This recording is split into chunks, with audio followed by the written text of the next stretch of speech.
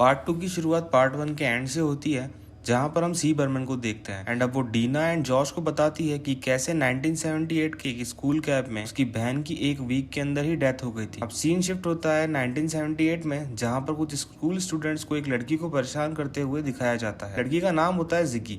अब शीला जिगी को एक पेड़ से बांध देती है और वो वही पेड़ था जिस पर सैरा फियर्स को हैंग करके मारा गया था। अब शीला जिगी के हाथ पर लाइटें जलाने लगती है कि तभी उस बीच दूसरे स्टूडेंट्स आ जाते हैं एंड वो शीला को ये सब करने से रोक देते हैं। अब शीला जिगी पर उसके पैसे चोरी करने का ब्लेम लगाती है, बट जिगी बोलती है कि ये एक झूठा ब्लेम है जो उस पर शीला लगा रही है। अब कर्ट जिगी की सिस्टर सिंडी को बोलता है कि वो जिगी की हरकतों पर काबू करे, वरना वो दोनों को कैंप से बाहर निकलवा देगा। वहीं दूसरी तरफ जिगी एक नर्स के कैबिन में जाती है, जहाँ पर उसे एक बुक मिलती है जिस पर कुछ अजीब लिखा होता है एंड उस पर विचक्राफ्ट के बारे में भी कुछ लिखा होता है। एंड उसी बुक के ऊपर जिगी को रूबी लेन की फोटो भी मिलती है, जो कि शेडी साइड किलर्स में से एक थी। अब सिंडी जिगी को वार्न करती है वो यहाँ संभल कर रहे, ना उन दोनों को कर्ट कंप्लेन करवा कर कैंप से निकलवा देगा। सीन शिफ्ट होता है एंड हम देखते हैं कि सिंडी अपने बॉयफ्रेंड टॉमी के साथ किचन की सफाई कर रही होती है। तभी वहाँ पर नर्स आ जाती है और वो टॉमी पर अटैक कर देती है और उसे बोलती है तुम यहाँ के अगले सीरियल किलर हो, इसलिए तुम्हें मरना होगा। एंड अब सिंडी नर्स पर अटैक करके टॉमी की जान बचा लेती है। अब यहाँ पर मैं आपको एक बात बता दूं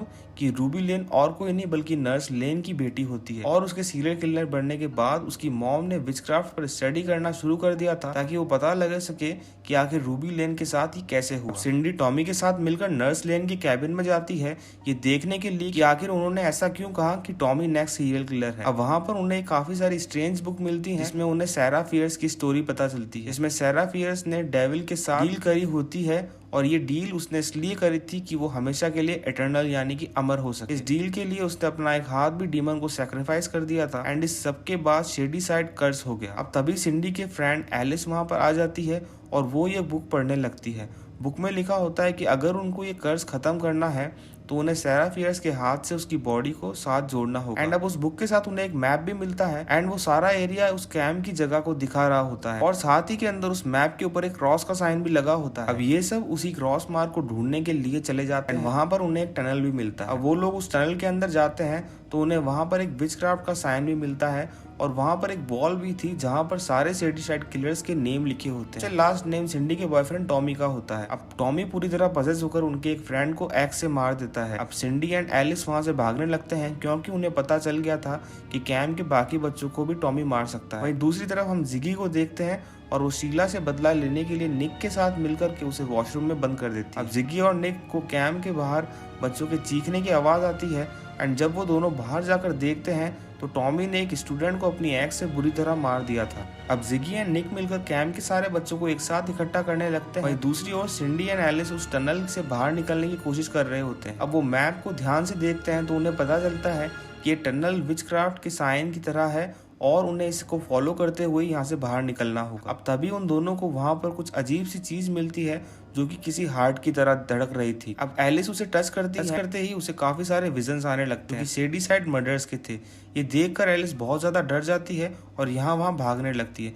इसी बीच वो गिर जाती है एंड उसका एक पैर फ्रैक्चर हो जाता है। अब सिंडी एलिस को लेकर के टनल से बाहर निकलने लगती है तो उन्हें एक अजीब सी स्मेल आती है। वो समझ जाते हैं कि अब वो कैंप के वॉशरूम के काफी करीब है। अब जिगी को याद आता है कि उसने शीला को वॉशरूम में बंद कर रखा है और वो उसे बचाने के लिए वहां जाती है एंड वहां जाने पर उसे सिंडी की आवाज आती है। अब जिगी सिंडी को बचाने की कोशिश करती है, तभी वहां पर टॉमी आ जाता है और वो एक स्टूडेंट को मार देता है। जिगी निक के साथ डरकर भाग जाती है और एक रूम में छिप जाती है। दूसरी तरफ सिंडी टनल में फंसी होती है एंड एलिस उसे मैप देखकर बताती है कि टनल के अंदर एक और रास्ता है जो कि कैंप के हॉल में खुलता है। अब यहाँ पर सिंडी एलिस को छोड़कर चली जाती है। तभी एलिस की नाक से खून निकलने लगता है और वो बुक में देखती है कि नाक से खून निकलने का मतलब है कि सैरा फियर्स की स्पिरिट कहीं आसपास ही है। इससे वो अंदाजा लगाती है कि उसका कटा हुआ हाथ यहीं कहीं आसपास होगा एंड अब वो उस कटे हुए हाथ को ढूंढने लगती है। अब वहीं दूसरी तरफ टॉमी जिगी को ढूंढ लेता है एंड वो उसको मारने ही वाला होता है कि तभी सिंडी वहां पर आके टॉमी को मार देती है। अब एलिस भी टनल से बाहर आ जाती है और वो बताती है उसे सैरा फियर्स का हाथ मिल गया एंड उन्हें बस हाथ को सैरा फियर्स की बॉडी के साथ जोड़ना होगा जिससे शेडी साइड कर्स हमेशा के लिए खत्म हो सके। अब वो उसकी बॉडी को ढूंढने के लिए बुक पढ़ रहे होते हैं कि तभी जिगी की नाक से खून निकलने लगता है और उसे सैरा फियर्स का एक विजन आता है वो सबको बताती है कि सारा फियर्स काफी गुस्से में है एंड तभी हम सारे शेडीसाइड किलर्स को उस अजीब से दिख रहे हार्ट में से बाहर निकलता हुआ देख सकते हैं। इसके साथ ही टॉमी भी जिंदा हो जाता है एंड अब वो आइलिस को भी मार देता है। अब दोबारा से सिंडी उस पर अटैक करके उसे मार देती है एंड जिगी के साथ जाकर पेड़ के नीचे सारा फियर्स की ग्रेव ढूंढने लगती है। बट यहाँ पर उन दोनों को सारा फियर्स की बॉडी नहीं मिलती बल्कि एक पत्थर मिलता है जिस पर लिखा होता है कि विच कभी नहीं मरती। एंड अब एक एक कर वो सारे सीरियल किलर्स वहां पर आ जाते हैं। अब सिंडी जिगी को बोलती है कि ये सारे सीरियल किलर्स उसे मारना चाहते हैं एंड वो यहाँ से भाग जाए, बट वो भागती इससे पहले वो सारे सीरियल किलर्स जिगी एंड सिंडी पर अटैक करके उन दोनों को मार देते हैं एंड उसके बाद वो भी वहां से गायब हो जाते हैं। तभी निक वहां पर आ जाता है एंड वो जिगी को सीपीआर देकर उसे जिंदा कर देता है एंड वहां से चला जाता है। अब हमें पता चलता है कि जिगी और कोई नहीं बल्कि सी बर्मन होती है एंड वो अपनी बहन की स्टोरी डीना एंड जॉश को सुना रही थी। अब डीना जॉश के साथ जाकर सारा फियर्स के कटे हुए हाथ को मॉल से निकाल लेती है एंड एक्सीडेंट वाली साइड पर जाकर उसे सारा फियर्स की बॉडी के साथ जोड़ने लगती है। तभी उसकी नाक से भी खून आने लगता है एंड उसे सारा फियर्स का एक विजन आता है एंड इसी के साथ ये पार्ट यहीं पे खत्म हो जाता है। बट स्टोरी कंटिन्यू होगी फियर स्ट्रीट के लास्ट पार्ट में, फियर स्ट्रीट 1666 के अंदर। शादी के अंदर गाइस न्यू वीडियो देखने के लिए सब्सक्राइब कर लीजिएगा एक्स के स्प्लेंडर को एंड वीडियो पसंद आई हो तो इसे लाइक जरूर कर देना।